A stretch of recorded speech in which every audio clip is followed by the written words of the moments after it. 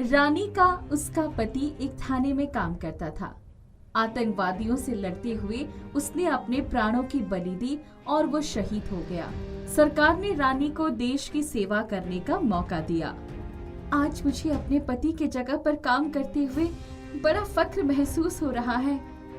जिस तरह मेरे पति ने देश की हिफाजत की, उसी तरह से मैं भी देश पर आंच नहीं आने दूंगी और देश की सेवा करूंगी। आपको ड्यूटी पर आते देखकर हमें बहुत खुशी हो रही है और हम आपसे वही उम्मीद रखते हैं जितनी उम्मीद हम आपके पति से रखते थे। शहर में गुंडों का राज बढ़ता जा रहा है। हमें एक एक करके इस गंदगी को शहर से मिटाना होगा। हाँ, क्यों नहीं, मैं आज से ही काम पर लग जाती हूँ। रानी बहुत ही ईमानदार ऑफिसर थी। वो देश की सेवा कर रही थी, परंतु उसकी सास को ये पसंद नहीं था। मैं शादी करा के तुम्हें इसलिए नहीं लेकर आई कि तुम पूरे दिन घर से बाहर रहो। घर की बहू को ये सब शोभा नहीं देता। घर में भी थोड़ा सा समय निकाला करो। माँ जी, आप तो जानती हो मेरी ड्यूटी ऐसी है कि मुझे दिन रात काम करना पड़ता है। मुझे क्या घर की नौकरानी समझ रखा है? मुझसे घर का काम नहीं होता। घर का काम निपटा कर जाया करो। ठीक है माँ, मैं कल से सारा काम कर लूंगी। रानी पेट से भी थी। वो घर का काम भी करती थी, ड्यूटी भी करती थी और साथ ही अपने बच्चे का भी ध्यान रखती थी। पूरा दिन ऐसे ही चला जाता। रात को थककर चूर हो जाती और सो जाती। रानी दुर्गा माँ की भी बहुत बड़ी भक्त थी। वो माँ को भोग लगाए बिना कभी कुछ नहीं खाती थी। एक दिन ड्यूटी पर बहुत देर हो गई और उसको खाने का वक्त ही नहीं मिला। वो अपने गाड़ी में जा रही थी। भूख के मारे जान निकल रही है। ऑफिस में इतना काम है कि बिल्कुल भी वक्त नहीं मिल रहा। मैं अपना दुख तो देख लूंगी, पर राकेश की इस निशानी को कैसे भूखा रहने दूं? हे माँ, मुझे शक्ति दो कि मैं अपने फर्ज को अच्छी तरह से निभा सकूं। इसके बीच में मेरी भूख भी ना आए। रास्ते में उसकी गाड़ी रुक जाती है। तभी उसके पास एक बुढ़िया आती है और कहती है, ये लो बेटी, ये सेब खा लो। मुझे पता है तुम बहुत देर से भूखी हो। नहीं नहीं, मैं अभी ड्यूटी पर हूँ। मैं जानती हूँ कि खाने का वक्त नहीं है तुम्हारे पास। तुम्हारी ड्यूटी बहुत तगड़ी लगी हुई है, पर जब तक ये गाड़ी ठीक नहीं हो जाती तब तक ये सेब खा लो। तुम्हारे बच्चे के लिए अच्छा रहेगा। उस बूढ़ी महिला के बार बार कहने पर रानी वो सेब खा लेती है। वो जैसे ही वो सेब खाती है, उसे अपनी भूख एकदम से गायब होती महसूस होती है। ये तो चमत्कार ही हो गया। मैं तो भूख के मारे बिलबिला रही थी। ये कैसा सेब दिया है उस बुढ़िया अम्मा ने कि मैंने अपने आप को बहुत तरोताजा महसूस किया और मेरा बच्चा भी बिल्कुल ठीक है। रानी काफी अच्छा महसूस करते हुए वहाँ से एक नामी गुंडे रघु को पकड़ने के लिए चल पड़ती है और अपना जाल बिछाकर रघु को पकड़ लेती है। मैडम, तुम मुझे ज्यादा देर तक इस जेल में बंद नहीं कर सकती। तुम जानती नहीं हो मैं कौन हूँ। अगर तुमने मुझे जल्द से जल्द रिहा नहीं किया तो उसका भुगतान सिर्फ तुम्हें ही नहीं, पूरे शहर को भुगतना पड़ेगा। पूरा शहर तबाह हो जाएगा। मैं ऐसा कभी नहीं होने दूंगी। ये तुम्हारा इस शहर को बर्बाद करने का सपना सपना ही रह जाएगा। रघु को काल कोठरी में बंद कर दिया जाता है। वहाँ पर वो अपनी चालें चलाने शुरू कर देता है। वहीं पर एक बार जब रानी अपनी ड्यूटी पूरी करते हुए एक बार अकेले ही गाड़ी में जा रही होती है, तभी उसको प्रसव पीड़ा शुरू हो जाती है।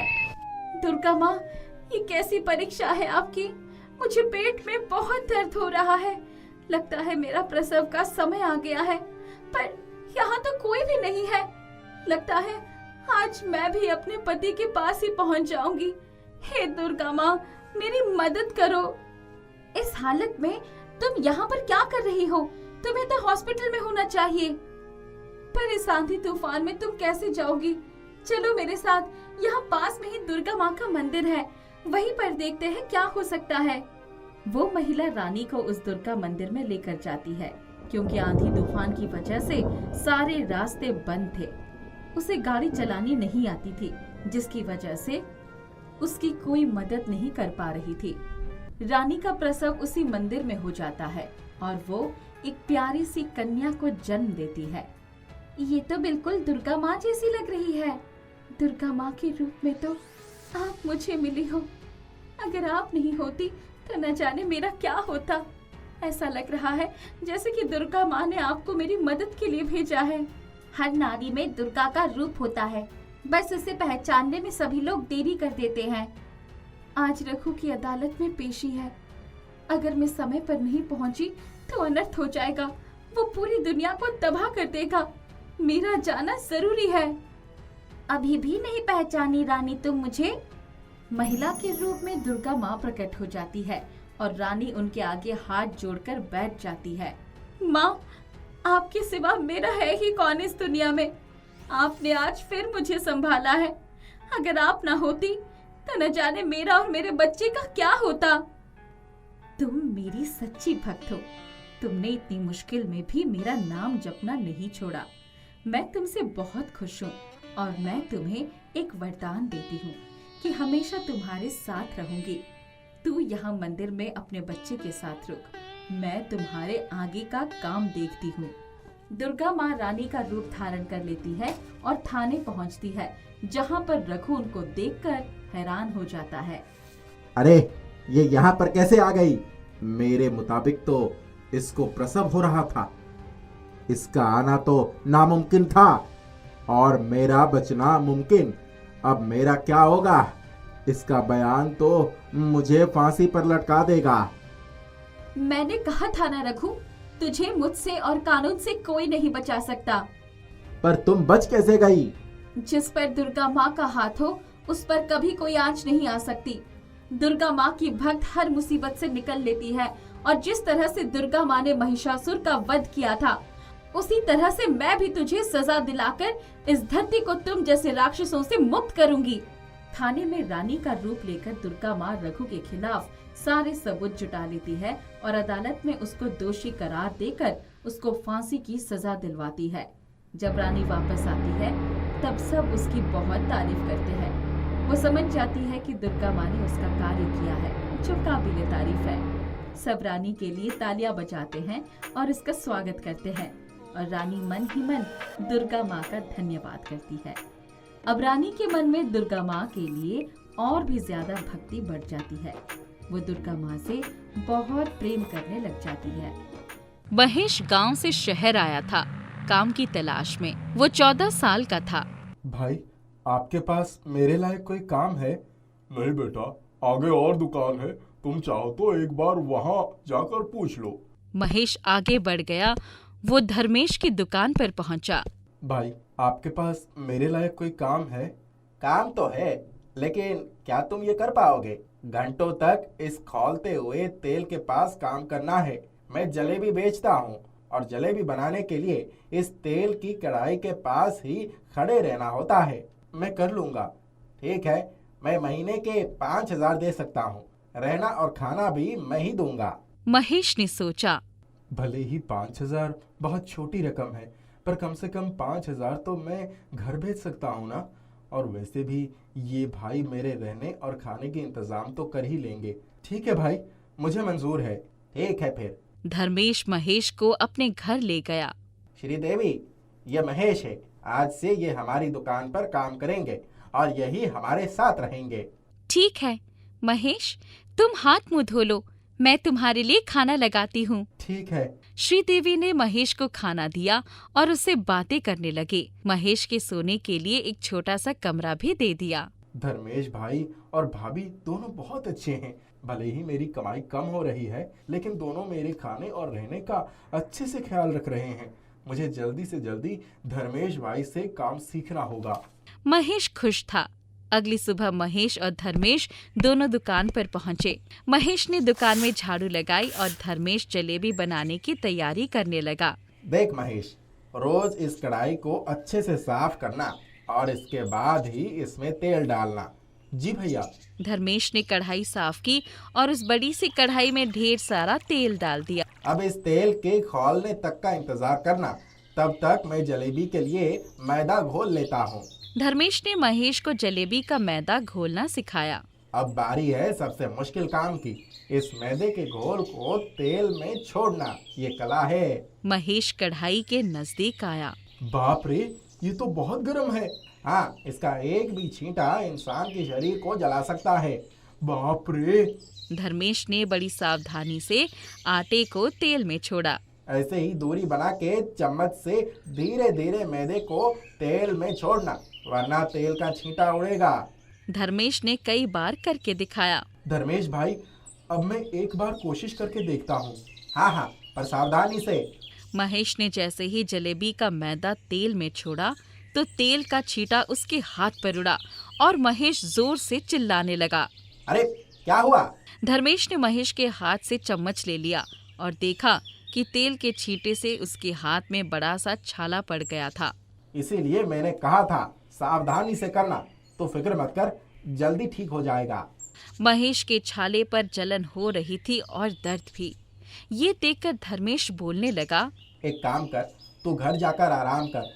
नहीं भाई, कुछ देर में ठीक ही हो जाएगा, मैं यहीं बैठता हूँ। ठीक है, फिर तेल से दूर बैठना।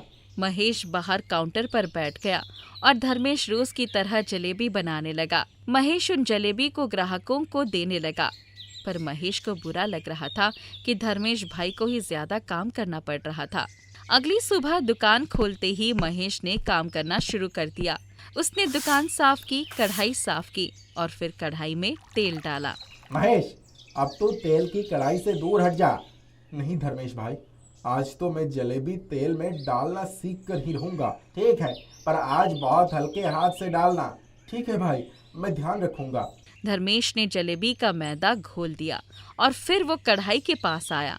महेश ने बहुत हल्के हाथ से तेल में जलेबी डाला। इस बार उसने सही तरीके से डाला और उस पर तेल भी नहीं उड़ा। वो बहुत खुश था। देखिए भाई, बहुत अच्छा, ऐसे ही डालो। महेश ने 2-3 और जलेबी डाल दिए और फिर जब उसने खुश होकर एक और जलेबी डाला तो फिर उसके हाथ पर तेल का छींटा उड़ा और वो जोर से चिल्लाया। अरे फिर से महेश के हाथ पर 2-3 छाले पड़ गए। फिर धर्मेश ने उसके हाथ पर क्रीम लगाई। अब तो तू तेल से दूर ही रहे, मेरी ही गलती थी। तू अभी भी बच्चा है, गरम तेल के पास काम कैसे कर सकता है? तू काउंटर पर बैठ जा। महेश काउंटर पर बैठ जाता है और वो सोच रहा था कि कहीं धर्मेश उसे काम से ना निकाल दे। फिर ग्राहक आते गए और धर्मेश जलेबी बनाता गया और महेश जलेबी पैक करके ग्राहकों को देता गया। धर्मेश की दुकान के सामने एक पेड़ था जिसके नीचे एक महात्मा आकर बैठे। महेश गौर से उस महात्मा को देख रहा था। बाबा के कपड़े फटे हुए थे और शरीर से भी बहुत कमजोर दिख रहे थे। क्या हुआ महेश? धर्मेश भाई, उस महात्मा की हालत देखिए। उन्हें देखकर मुझे अपने गांव की गरीबों की याद आ गई। लेकिन तू इस महात्मा की मदद कर सकता है। जाकर एक जलेबी उस बाबा को देकर आ जा। महेश ने जलेबी पैक किया और उस पेड़ के पास गया। ये लो बाबा, खा लो। शुक्रिया बेटा, आज बिना मांगे तुमने मुझे खाना दे दिया। भगवान तेरी हर मनोकामनाएं पूरी करे। अगर भगवान मेरी बात सुन रहे होते तो मेरी ये हालत थोड़ी ना होती। ये देखिए, जब भी तेल में जलेबी डालने जाता हूँ तो तेल के छींटे उड़ते हैं। गांव से यहाँ आया हूँ कुछ पैसे कमाकर माँ पिता की मदद करने के लिए, पर पता नहीं क्या होगा। तो फिक्र मत कर बेटा, सब कुछ ठीक हो जाएगा। महेश वापस दुकान की ओर चल पड़ा और जब वो दुकान में पहुंचा तो देखा उसके हाथ पर भी छाल नहीं था। तेरे हाथ में 3-4 छाले थे ना, वो कहाँ गए? अब तक तो थे, पर अब पता नहीं। महेश उस महात्मा की ओर देखा और महात्मा मुस्कुराने लगे। तभी महात्मा के शरीर के आसपास रोशनी दिखने लगी और महात्मा उसके पास आकर कहने लगे, बेटा, अब तू अगर खौलते हुए तेल में भी हाथ डालेगा तो भी तुझे कुछ नहीं होगा। ऐसा कहकर महात्मा वहां से गायब हो गए। ये सब देखकर महेश और धर्मेश आश्चर्यचकित रह गए। उन्हें समझ नहीं आ रहा था कि उनके साथ क्या हो रहा था। वो महात्मा जरूर भगवान का ही स्वरूप होंगे। तो बहुत भाग्यवान है कि उन्होंने तुझ पर अपनी कृपा बरसाई है। हाँ धर्मेश भाई, आप सही कह रहे हो, पर क्या मैं सच में खौलते हुए तेल में हाथ डाल सकता हूँ? महेश ने तेल का एक कतरा अपने हाथ पर डाला तो उसे तेल बिल्कुल भी गर्म नहीं लगा। भाई, ये तेल बिल्कुल भी गर्म नहीं है। क्या? इतना गरम खौलता हुआ तेल तुझे गरम नहीं लग रही है? फिर महेश ने तेल की कढ़ाई में हाथ डाला, लेकिन उसका हाथ जला नहीं। ये देखकर धर्मेश और महेश दोनों हैरान रह गए। महेश अपने हाथ से खौलते तेल से जलेबी निकालने लगा। बाजार से गुजरने वाले लोग उसका ये करतब देखकर हैरान रह गए। धर्मेश के ग्राहक बढ़ गए। धर्मेश की दुकान चल पड़ी। महेश की पगार भी 5,000 से 30,000 हो गई। अब वो अपने माता पिता को खूब सारे पैसे भेजा करता था। खौलते तेल में हाथ डालने वाला महेश कुछ ही दिनों में मशहूर हो गया। हरिया नाम का एक किसान होता है। उसके 2 बेटे होते हैं, रमेश और विजय। विजय अपने पिता के साथ खेती करता है। रमेश बहुत आलसी स्वभाव का होता है और विजय बहुत ही मेहनती होता है। उनके पास एक ही जमीन का टुकड़ा होता है। बीमारी के कारण हरिया की मौत हो जाती है। पिता के मरने के बाद दोनों भाई के हिस्से में वही एक जमीन आती है। रमेश की पत्नी रेखा विजय को बिल्कुल पसंद नहीं करती थी और कहती है, आपने विजय को जमीन में आधा हिस्सा क्यों दिया? इस जमीन पर सिर्फ हमारा अधिकार है। आखिरी दिनों में मैंने पिताजी की कितनी सेवा की थी। ये मेरा फैसला नहीं है। ये बंटवारा पिताजी करके गए हैं। उन्होंने दोनों को इस जमीन का आधा आधा हिस्सा लेने को कहा था। दोनों भाई में जमीन का बंटवारा हो जाता है। रमेश अपनी पत्नी के साथ शहर रहने चला जाता है। वो वहाँ अच्छा जीवन बिता रहा होता है। दूसरी ओर विजय बहुत गरीबी में अपने दिन बिता रहा होता है। एक दिन गांव के सरपंच उसकी झोपड़ी के बाहर आते हैं और कहते हैं, अरे ओ विजय, बाहर आ। आवाज सुनकर विजय बाहर आता है और हाथ जोड़कर कहता है, क्या हुआ मालिक, आप और यहाँ कैसे? तुम्हारे भाई ने तुम्हारे पिताजी के इलाज के लिए मुझसे पैसे उधार लिए थे। उसने पैसे मुझे चुकाए भी नहीं और यहाँ से चला गया। और मुझे आज ही मालूम हुआ कि उसने उसके हिस्से की जमीन भी बेच ली है। इसीलिए अब तू उसका कर्ज चुका या फिर अपनी ये जमीन मुझे दे दे। सरपंच की बात सुनकर विजय को यकीन नहीं होता है कि उसके बड़े भाई ने ऐसा किया, पर उसके पास सिर्फ वो एक जमीन का टुकड़ा होता है और वो सरपंच से कहता है, सरपंच जी, मेरे पास सिर्फ ये एक ही जमीन का टुकड़ा है। इसे मुझसे ना लें, मैं खेती करके आपका सारा कर्जा चुका दूंगा। उसकी बात सुनकर सरपंच हंसने लगते हैं और कहते हैं, लगता है तुम सच में बहुत बेवकूफ़ हो, इसीलिए तुम्हारे भाई ने तुम्हें बेवकूफ़ बना दिया है। सरपंच की बात विजय को समझ नहीं आती है और आप ऐसा क्यों कह रहे हैं? अरे तुम्हारे भाई ने तुम्हें बंजर जमीन का हिस्सा दिया है। इस जमीन पर कभी भी खेती नहीं हुई है। क्या ये बात तुम्हें पता नहीं है? विजय को फिर से एक और झटका लगता है। विजय हिम्मत करते हुए बोलता है, सरपंच जी, मैं एक किसान का बेटा हूँ। मैं इस जमीन पर खेती करके दिखाऊंगा। विजय को कुछ महीने का वक्त देकर सरपंच वहाँ से चला जाता है। दूसरी ओर अब तो खुश हो ना? अब समझ आया मैंने उसे वो जमीन का टुकड़ा क्यों दिया था। मान गए आपके दिमाग को। उधर विजय परेशान होकर अपनी जमीन के टुकड़े के पास आकर बैठ जाता है। तभी वहाँ से कुसुम नाम की लड़की रोते हुए जा रही होती है। उसे देखकर, तुम्हें क्या हुआ? तुम रो क्यों रही हो? मेरी चाची ने मुझे घर से निकाल दिया और इस दुनिया में मेरा कोई नहीं है। उसकी बात सुनकर, अगर तुम चाहो तो मेरी टूटी झोंपड़ी में मेरे साथ रह सकती हो। उसके बाद कुसुम विजय के घर चली जाती है। अगले दिन दोनों मंदिर में शादी कर लेते हैं। विजय उसे अपनी जमीन और कर्ज के बारे में सब बताता है। ये सब सुनकर, आप चिंता मत करो, हम दोनों खूब मेहनत करके उस जमीन पर सब्जियां उगाकर दिखाएंगे। उसकी बात सुनकर, पर कैसे? मेरे पास तो खाने को भी पैसे नहीं हैं, तो मैं बीज और खाद कहाँ से लाऊं? विजय की बात सुनकर कुसुम अपने कानों से अपनी बाली निकालती है और कहती है, ये माँ पिता की आखिरी निशानी है, आप इसे बेचकर पैसा ले आओ। नहीं, मैं ऐसा नहीं कर सकता। कुसुम विजय को काफी समझाती है। आखिर विजय मान जाता है और सरपंच के यहाँ वो कान की बाली गिरवी रखकर कुछ पैसे उधार ले आता है। उसके बाद वो कुसुम के साथ जाकर कुछ सब्जियों के बीज और खाद ले आता है। अगले दिन दोनों मिलकर पूरे दिन खेतों में फावड़ा चलाते हैं और विजय पूरे खेतों में सिंचाई करता है। दोनों दिन रात एक कर देते हैं। दोनों उस जमीन पर अलग अलग सब्जियों के बीज लगा देते हैं। कुछ ही दिनों में विजय के जमीन से सब्जियां उगने लगती है। ये सब देखकर, कुसुम, देखो, हमारे खेत में सब्जियां उगने लगी हैं। कुसुम भी भाग भाग कर आती है, देखती है कि सब्जियां उगना शुरू हो गई है। ये सब देखकर दोनों बहुत खुश हो जाते हैं। उसके कुछ दिनों दोनों सब्जियों को बाजार में ले जाकर बेच देते हैं। सब्जियों की गुणवत्ता अच्छी होने के कारण सारी सब्जियां बिक जाती है। आमदनी काफी अच्छी होने लगती है। देखते ही देखते विजय सरपंच के सारे पैसा चुका देता है और अपनी पत्नी के कान की बालियां भी छुड़ा लेता है। ये सब देखकर विजय, किसी ने सच कहा है, मेहनत करके हम कुछ भी कर सकते हैं। तुमने अपनी मेहनत से एक जमीन पर खेती करके ये साबित कर दिया, वो भी एक बंजर जमीन पर। उसके बाद सरपंच खुश होकर उसे अपनी कुछ जमीन पर भी खेती का काम दे देते हैं।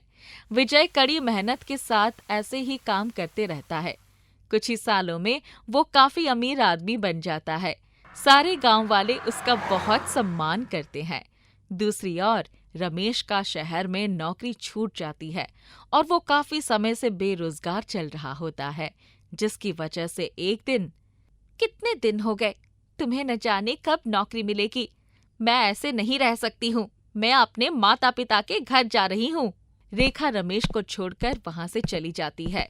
रमेश भूखा प्यासा इधर उधर घूम रहा होता है कि उस समय उसे अपने भाई के साथ किए व्यवहार पर पछतावा होता है और लगता है भगवान ने मुझे सजा दी है। मैंने अपने भाई को बेवकूफ बनाया। एक बार गांव जाकर उससे माफी मांग लेता हूँ। अगले दिन रमेश गांव पहुंचता है। गांव वाले उसे देखकर बातें करने लगते हैं। रमेश सीधे अपनी टूटी झोंपड़ी के पास जाता है और बहुत हैरान हो जाता है। वहां पर टूटी झोंपड़ी की जगह एक बहुत बड़ा घर होता है। बड़ी सी गाड़ी होती है। इतने में घर के अंदर से विजय कुसुम के साथ निकलता है। विजय ने बहुत अच्छे कपड़े पहन रखे होते हैं। ये सब देखकर अरे, विजय कैसे इतना अमीर बन गया? इतने अच्छे कपड़े, गाड़ियाँ और घर कहाँ से आया? तभी विजय देखता है कि दरवाजे पर उसका बड़ा भाई खड़ा है। उसे देखकर, भैया, आप और यहाँ, ये आपने अपनी कैसी हालत बना रखी है? रमेश अपने भाई से माफी मांगता है और उसे सारी बातें बताता है।